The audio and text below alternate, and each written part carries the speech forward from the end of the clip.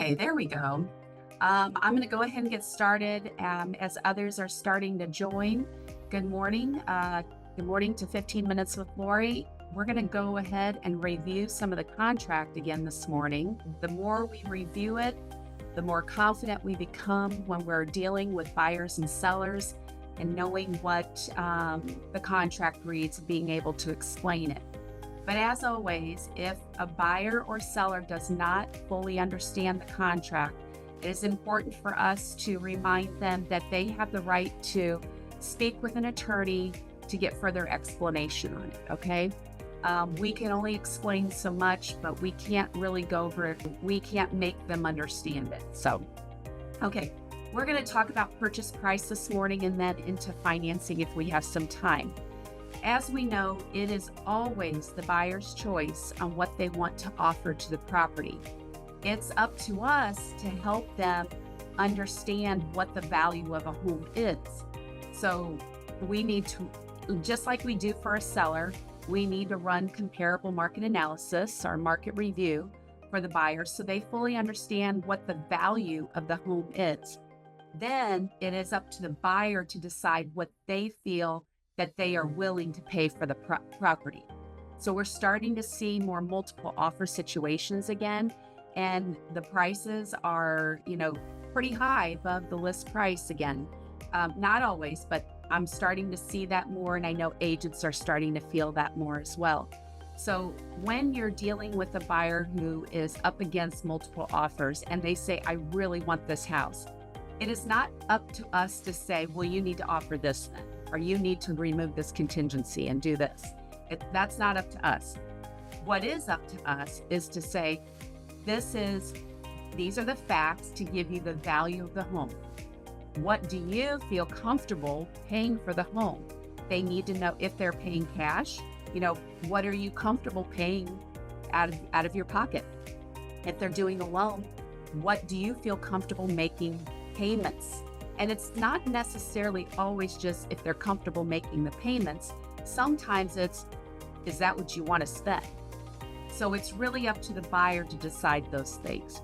When it comes to contingencies, we can say, well, here are all the contingencies that you have the ability to do, which are extremely important.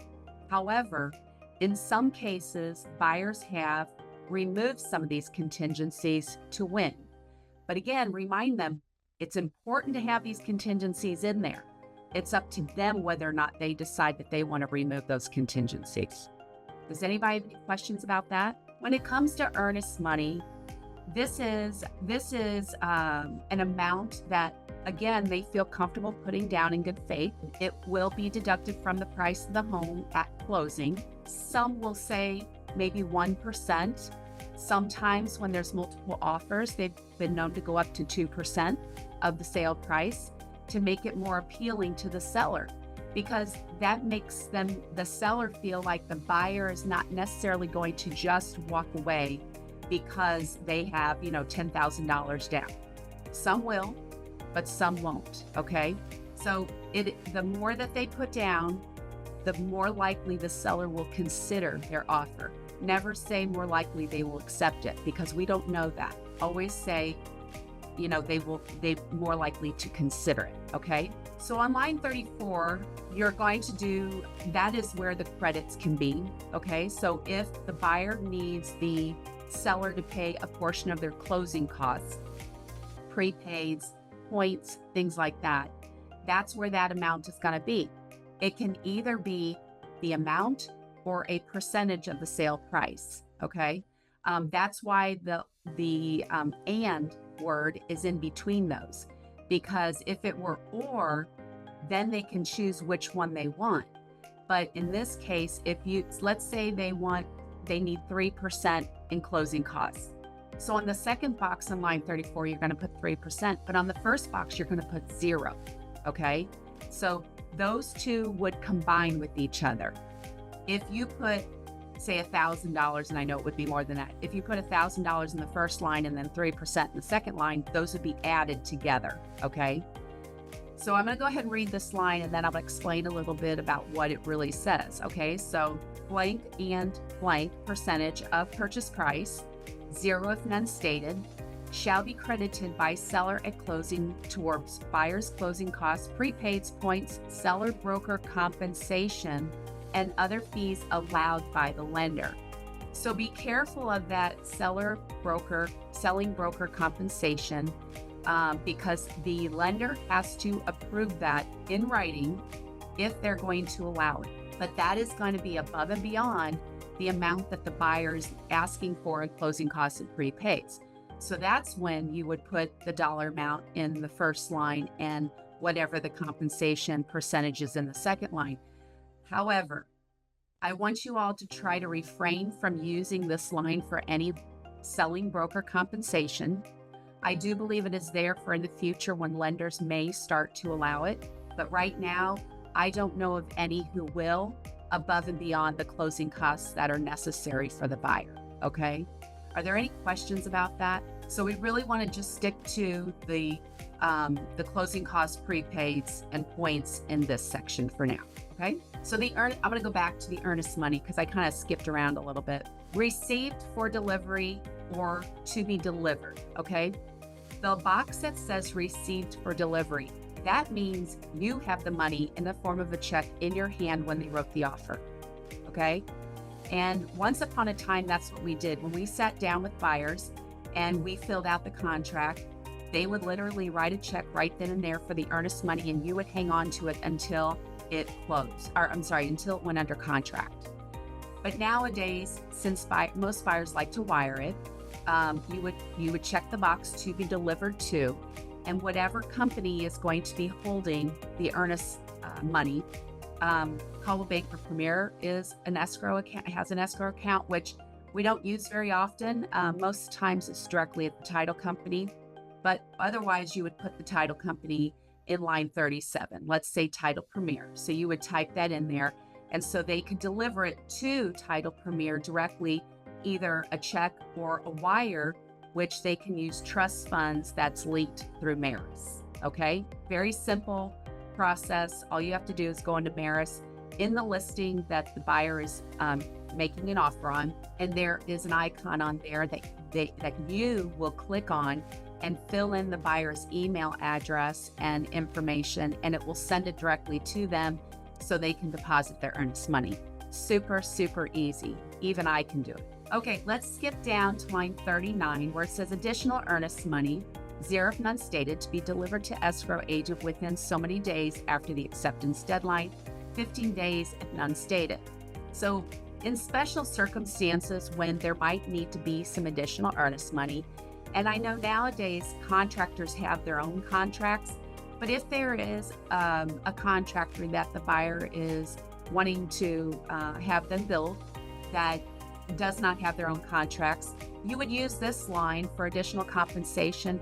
So sometimes the earnest money may be non-refundable and made payable to the builder, immediately, so they can put in the foundation and get it started. Well, it might be that when they frame it up, putting on the roof and things, they might need an additional, lump sum. So in this case, you might use this for a builder's down payment as the process goes along. I have seen where buyers may get to their loan commitment date and can't quite get it and need to extend it.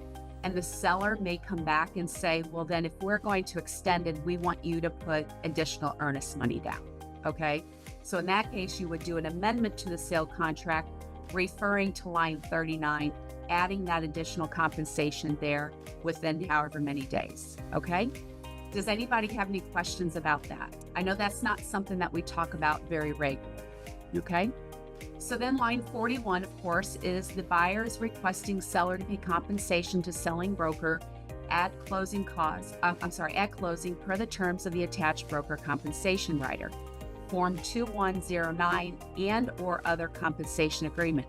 This is the addition to any credit at closing listed above. This box must be checked if the buyer is asking the seller to pay their agent's compensation, which, by the way, July 1st, I believe it is, the selling broker term is going to be changed to buyer's broker. Okay. So they are going to be changing that because that selling became confusing for a lot of people. Whenever anybody sees the word selling or seller, they think of the seller, but selling is referred to the buyer. However, since it's been such a confusing term, they're going to be changing it to buyer's broker. Okay. So line 41 does not attach the broker compensation rider. You need to refer to the rider section in the contract in order to attach that rider. So those two boxes must be checked when you're asking the seller to pay the buyer's broker. Okay. Any questions about that? I'm already at 9:11, so I'm going to finish up on this section and then we'll open it up for questions. Total purchase price, including any adjustments set forth in this contract, less any amount of seller financing or of seller's loan being assumed as stipulated in this contract, if applicable, is to be paid at closing by cashier's check, wire transfer, or form acceptable to the closing agent. So if the buyer is going to bring a check, it must be in the form of the cashier's check. It cannot be a personal check, okay? So it can either be a cashier's check or wire funds, okay? Any questions with any of that? Everybody's so quiet this morning. Okay, well, if nobody has any further questions, I'm going to give you 3 minutes back in your day. And it was good to see all your faces. And don't forget, tomorrow, here at the Big Bend office at 11 o'clock at our sales meeting, I have Elizabeth with Maris coming in to focus on market stats. So everybody and anybody is welcome to come. And I will have a short sales meeting after that because she's going to talk about a half hour. And then we will follow the meeting immediately with a wonderful lunch that Sherry put together for us. So have a great day, everybody, and we will talk to you soon. Thank you.